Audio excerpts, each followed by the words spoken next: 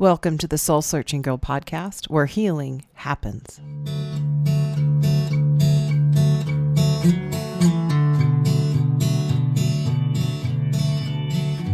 I saw a great movie on Mother's Day, and I am curious if you've seen it too. It's called The Ballad of Wallace Island, and it is such a sweet, sweet movie. I loved it so much, and if you're in the Salt Lake City area, my favorite movie theater is Salt Lake Film Society. It's downtown Salt Lake on 3rd South. It's the kind of movie theater that plays a lot of indie movies, so you don't really see Marvel movies and like the big bang type movies. They do play some more popular movies, but what I love about it is they're kind of like niche movies, the foreign films, movies that have been released at Sundance, all those types of movies. And I just love that. I love that place. And while we were up there, this is kind of an interesting tie. I realized that they are playing Eternal Sunshine of the Spotless Mind this month. And I'm just sharing that with you because I just mentioned that on the podcast last week. And I was thinking, maybe we should have a Green Shoe Society gathering. If you live in Salt Lake City or surrounding areas and you'd be down to going to see Eternal Sunshine of the Spotless Mind, let me know. Shoot me a DM somewhere, wherever you are on social media, and I am there too. Let me know if you'd like to go, because I think it would be really cool to see that in the theater, especially if you haven't seen this movie. Oh my gosh, I'd love to be with you as you see it for the first time. But this movie was so good. I loved it. It's a story told with heart. Do you know what I mean? That's the kind of movie that I really love. And this movie was just so good and so sweet and so funny. So I highly recommend it if you are looking for a movie to see. Go see The Ballad of Wallace Island. I mentioned last week that I was going to start incorporating a lot more body work into my work as a coach, but also just through the podcast. And so today I want to talk about your body and how you listen to your body. I want you to think about, like, if something's coming up for you, like let's say your heart just started beating a little faster. Maybe you got like a rush of anxiety that flushed through you. Listen to your body. That's what this is about. I get it when we've been so used to pushing away our feelings, pushing away our emotions, or just pushing things away that our body's trying to tell us so we can get all the things done we need to get done. This is important because the more you put off listening to your body, the louder your body will try to be in telling you that it needs something from you. Have you been ignoring your body signals, the things your body's trying to tell you, for years? When you have experienced prolonged periods of ignoring or numbing your emotions or your body cues, the idea of reconnecting can and most likely will feel very overwhelming and even maybe unsafe. But this is the thing, your nervous system is wired to protect you. And if you've learned to push through pain, push through discomfort, push through stress, all of those things, our goal here today is not to force an immediate connection with your body, especially, like I said, if you've been putting it off for years. If you begin with at least a desire that you want to connect with your body, no matter how small that desire is, then that's a good step. That's the place we should hone in on. When you feel that resistance come through your body and you've had that habit of disconnecting, that's a good sign that your body needs you, just like you need your body. I also want to remind you that if you're feeling a resistance to this, nothing's gone wrong. Your habitual habit of ignoring your body and not paying attention to the cues is what is coming up for you. So what's most important when you are learning to tune into what your body needs is creating a safe place to listen to your body when you're ready and allowing yourself to honor your body's needs.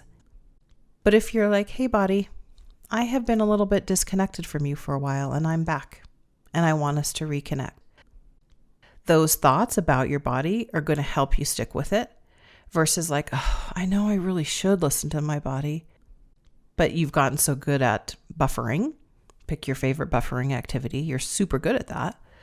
Then it's going to be harder for you to start connecting with your body. So if you do feel that resistance, just take a deep breath and feel that breath moving in and through your lungs and out your nose or mouth. All right. Just breathe. Literally just breathe. You are just bringing awareness to your level of connection with your body. If you have been a person who has had anxiety, who has worried and ruminated throughout most of your life, what this means is we can't ignore anxiety and stress and worry, right? When we are feeling emotions associated with that, we really want to climb out of it, right? Do anything to not feel the anxiety. We have to be willing to sit with it. And so I want to ask you, how good are you at being able to sit with your uncomfortable emotions? When you start feeling anxiety or you start feeling overwhelm or frustration, what is your go-to? What do you do? Do you buffer? Now, I want to preface this with, you might do all of these at random times. You might buffer. You might lean into it. I don't know. You might do anything to avoid it. And most of us, not even consciously, just subconsciously, we just do what we can to get out of that feeling. And for some of us, over the years, we may have developed some unhealthy coping mechanisms. Do you listen to your body when it feels overwhelmed? And do you even know what feeling overwhelmed actually feels like in your body? The next time you feel overwhelmed, I want you to describe the feelings happening in your body to yourself. This is you creating awareness around what it feels like.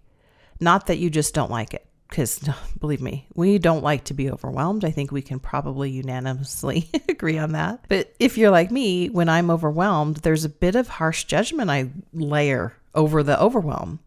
So let's stop doing that.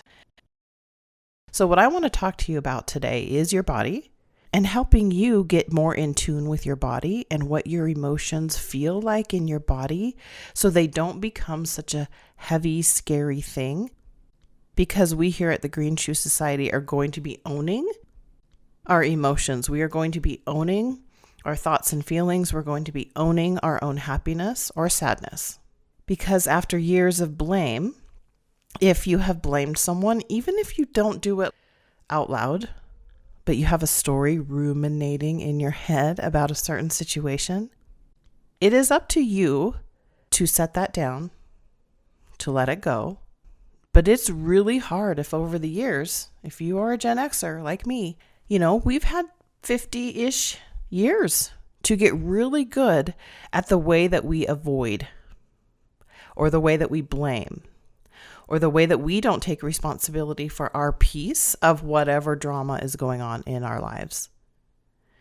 And I think that the best way for you to be able to change that is to start paying attention physically to what your body is experiencing when you are experiencing anxiety, stress, overwhelm, frustration, anger, right? Because we have not really been taught how to tap into our bodies. We're really good at all the things, like I said, buffering away so that we don't have to feel that emotion. I'm here to tell you that when you get good at this, you realize that those emotions that you have been putting away for years or brushing under the rug aren't as bad and scary as you think. But over time, as we continue to ignore our body and the signals that it's telling us, we aren't good at paying attention to our bodies because it has been a habit or kind of your default setting to just sweep the emotion under the rug and get going on to the next thing. Did you know that allowing yourself to feel your emotions, your difficult emotions. I don't think we have a lot of problem feeling happiness and joy when we do because we like it and it's a good feeling. But when you get so good at ignoring, sweeping under the rug, you're developing the habit of ignoring your body.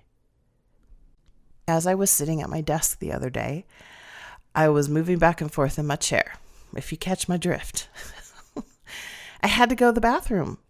But you know what? I kept to just hurry and finish this email and then just quickly check this over here and then By the time I allowed myself to go to the bathroom, I had to run. So I want to ask you, when your body's telling you that you need to go to the bathroom, this is the little wee about a little wee wee. Do you allow yourself to go to the bathroom the minute you feel like you need to, or within, a reasonable amount of time? Or have you ever, like me, just gone, I just need to hurry and finish this. I just need to hurry and finish this.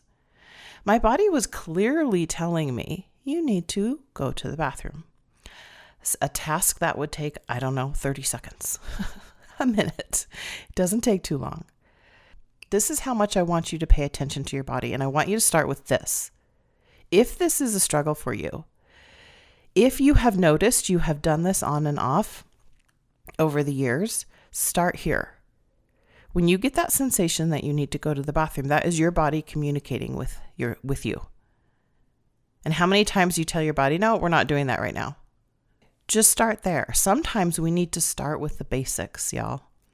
We need to really go, okay, if I want to have a good, healthy relationship with my body, what can I start doing that doesn't feel overwhelming, that doesn't feel like it's just too much to deal with?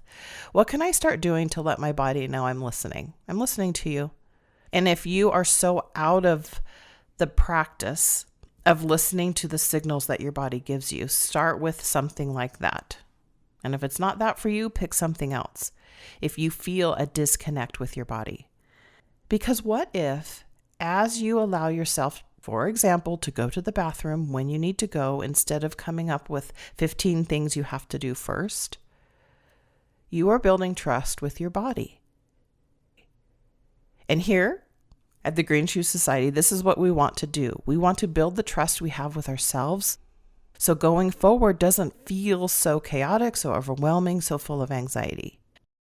Think of other situations where you know you are ignoring your body. And if you don't know when you're doing that, I just want you to be aware.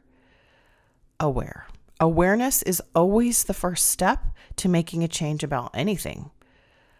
Does your body give you signals that it's time to move? It's time to get up. It's time to go do something. And instead you roll over in your bed and scroll on your phone a little bit more? I don't know. I may have done that a time or two. When your body's going, can we just get up and go for a walk in the park? Can we just stretch for 5 minutes? Right? Because your body is telling you those things. You may not be paying attention because usually where do we live most of the time? We live most of the time in our head. And so if you've said to yourself every Monday morning, I'm going to go walking 5 times this week. And then Monday morning happens and I still have 6 more days of the week. Not me speaking from personal experience or anything. But this is what I want you to start paying attention to, because your body wants you to do that. But you aren't really listening to what your body's needing, right? Like even just mentally, when you go for a walk, the endorphins that are released in your body that just help your mental health. This is self-care. I think we've kind of been sold a bill of goods that self-care is just going to the spa, getting your nails done. All the fluffy things that are great and I love as well. But do you know what self-care actually is? It's listening to your body and tending to your body, taking care of your body. And it's interesting as we're in midlife and we start to have a different emotional response to circumstances that things that you're going through in your life, and that your body starts to get a little creaky from time to time. Maybe it gets harder to stand up. Maybe you're wanting to lay down more often, right? Like your body is trying to tell you, in order to keep going and have energy to do life, we need to be using our body and moving and feeling inside of our body. I think this is one of the best self-care things you can do for yourself, especially if you've been struggling lately, especially if your mental health and this time that we're living in, it's really overwhelming. Life is very overwhelming right now. And it's easy to just doom scroll and stay under the covers and just feeling like, oh my gosh. And then, that's just like at the political platform that's going on in our country, and then break it down to your personal life and what you're going through and your own stressors and things that you have going on in your life. Self-care is tending to your body so that your body can take care of you. Think of how much your body takes care of you, even when you haven't treated it the best. So I like to, as I am aging and feeling things a little differently than I used to, and it's really only been the last few years where I'm like, oh, this is aging. This is what people are talking about. And if you have been ignoring your body for too long, I want you to start with something a lot more simple in theory. But that means that you're going to listen to your body. And sometimes when you're feeling anxiety, for example, your body's saying, I need you to pay attention to me. I'm not feeling right. But instead, we stay in our head and we get mad that we're feeling whatever difficult emotion that we're experiencing, and we keep pushing it off. But if you think about it that way, if you think about that means not just getting up and walking or doing some form of exercise if you haven't done that in a while, that's physically taking care of your body in movement and stretching and all of that. But this also connects to you being able to sit with your feelings that you don't like. It means you tending to yourself when you aren't feeling well. And in this particular case, I'm speaking emotionally well. When you are not feeling emotionally well, I know how hard it is and how the thoughts just stack and stack and stack in your brain. And then you're in that cycle. You are in that looping cycle. And to do anything for your body feels impossible. But that's why I want you to start with simple things. And simple things can be, oh my gosh, I'm feeling a swell of anxiety. I need to sit here. I need to breathe through this. And I need to describe to myself where I'm feeling anxiety. Because your body's like, hello, I need you. Can you pay attention to me? And if you do that, you're going to reduce the anxiety some. There's nothing wrong with feeling an emotion like that. But because we stay in our heads, we're constantly pushing our body away. Have you spent a lifetime trying to escape the uncomfortable emotions that you don't like to feel? And if you have, how is that going for you? I can pretty much guess. I'm in this with you. I'm in this with you, Wildflower. I want you to start when you're feeling an emotion. Let's say you get a text from someone that just ignites that feeling in you of stress and anxiety. Instead of getting mad at the person, I want you to just go, oh my gosh, like the minute you have awareness, remember this is all about awareness. The minute you realize you're spiraling and you're getting really upset, if you can, I want you to kind of suspend the thoughts and just go, oh my gosh, okay, my heart's beating really fast. My palms are sweaty. I feel that anxiety in my tummy going up and down, up and down. That's where I want you to go. I don't want you to spin in the text that made you mad. I want you to sit with the feeling that came from it. This is going to do a couple things. It's going to quiet the drama in your head, because drama is a lot of swirling thoughts that happen very fast that you think shouldn't be happening. But we get stuck in the thinking the situation shouldn't be happening instead of just going, oh my gosh, my body's having a visceral reaction to this. How can I tend to my body? Instead of staying in the drama of all the thoughts that are happening because of said text. This is how you're going to start to take ownership of your emotions and your emotional responses and how you are tending to yourself. This is what I mean when we get the freedom. And, there's something that kind of happens in your 50s where the giving zero fucks starts to happen. And that feels really good. But I don't want you to skip the piece where you are loving, and you're loving yourself, you're loving your body, you're loving your brain, you are loving who you are as you are healing through all the shit, all the things. Because if we stay stuck in all of the drama, we aren't going to be healing anything. Because the drama just goes round and round, and the story gets bigger and bigger. Whatever the story is, the story you've told yourself, the story your mom said, the relationship you had over here, this, that, and the other thing. All right. We need to slow the drama down in our head, pay attention to what's happening in our body, and just fucking own it. We just need to own our own emotions. And what that will do is it will reduce the blame. It will reduce you feeling like a victim. Because guess what? You're doing the thing that you want someone else to do for you. And that is to tend to yourself and validate yourself. Because I want you to just imagine the world, your world, where you are, If you knew you had your back every time, that you would validate what you're thinking and feeling every time, how is that going to change how you show up in the relationships in your life? Like really deeply. How does that change your life? I'm not saying that people haven't wronged you or that you haven't been through some very difficult things in your life. I get it. I get it. But if you want to spend your life going forward owning all of your shit so that you're not so wrapped up in the thoughts of other people so you can give less fucks about what people think about you, that's healing. That's when you know you're like, oh, okay, I got this. My body needs me now. I don't need to spend the time in my head judging everyone and myself because I'm feeling an intense emotion. Let's build your ability to feel an intense emotion without making it mean anything about you. Without making it mean like, oh my God, I'm doing it again. What's wrong with me? How many times have you said that? What's wrong with me? All right. We are going to stop asking those questions because this is what happens in your brain. Anytime you ask a question like that, what's wrong with me? Why am I so stupid? Your brain finds the answers. Super fucking rude. Your brain finds the answers. So that question is not helpful at all. That is a question that is laced with judgment about yourself. And when we can turn that dial down, you're going to tap into the brilliance, the beautifulness, the soulfulness, the softness of who you are. And guess what?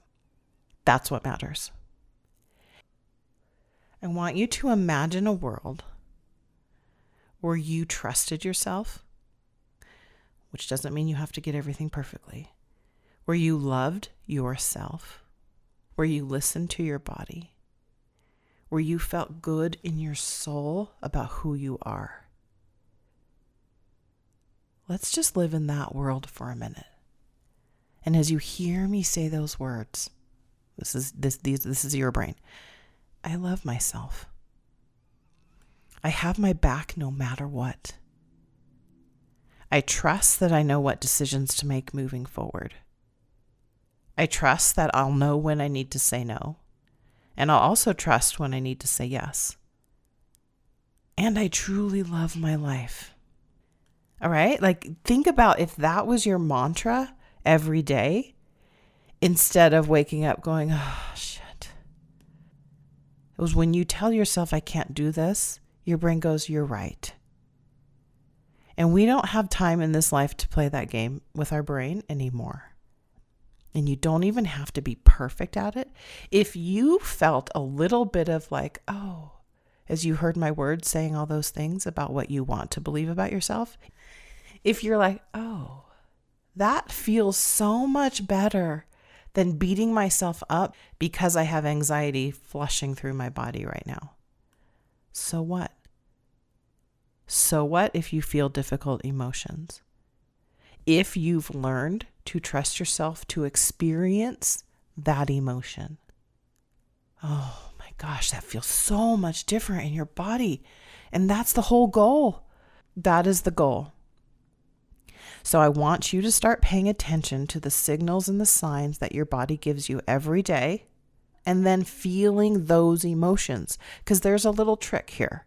When you start feeling those emotions, they don't stay as long. It's true.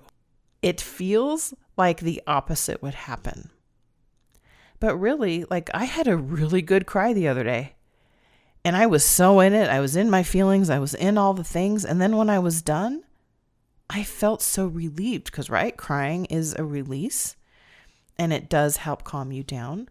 But when you go into that thinking, I'm not going to be able to stop crying. I won't be able to breathe, right? You start thinking all those things and then you're like, you're right. And then you get stuck in that awful place. But if you just go, you know what? I'm getting better. Even if you're not good at this, I want you to say, I'm getting better at learning how to feel my feelings. I know that going to the bathroom is a sensation in your body, but what I'm using it for, what I want you to use it for as an awareness that, oh, my body is speaking to me. Because if you can start to grasp that your body is speaking to you, and then you trust to make sure that whatever your body is telling you, not your brain, your body, you're building trust with yourself. And that's the whole point. So I know that that's like a basic thing, but if that's where you need to start there. If that's not a problem for you, but you do have other areas in your life where the emotions, you have built a habit of pushing them away instead of letting yourself feel it, that's where I want you to start there. Give yourself little, like, I'm going to give myself 2 minutes of not judging myself for feeling this emotion. Get still if you can.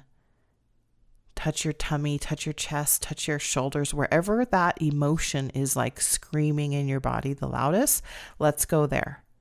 Let's go be with that. Let's tend to that. And that will start to change your life.